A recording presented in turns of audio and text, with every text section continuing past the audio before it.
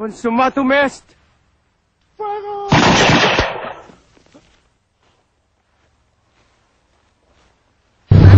Ang anak natin ay pinag-aaralan lamang ang buhay ng isa. Pero may isang grupo na halos sinasamba siya. Ito ang Iglesia Watawat ng Lahi.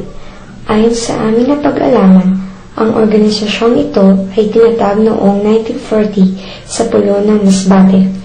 Noong December 25, 1946, ito ay umabot sa Laguna.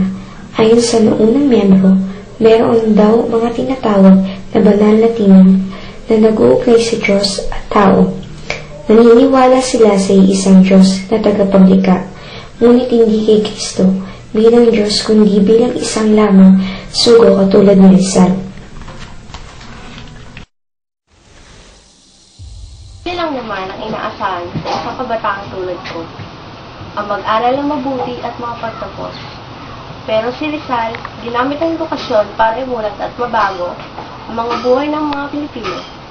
Bilang leader ng reform movement ng mga Pilipinong estudyante sa Espanya, sumulat siya ng mga tula at artikulong nagsusulong sa karapatan ng kanyang mga kababayan.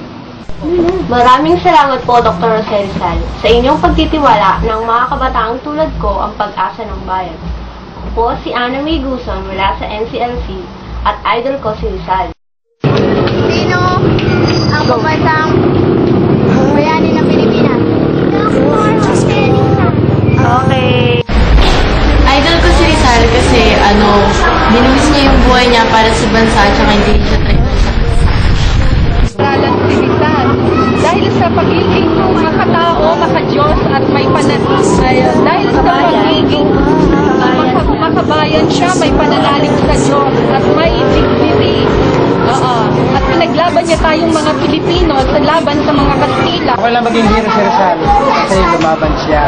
Thank you po. Idol ko si Rizal.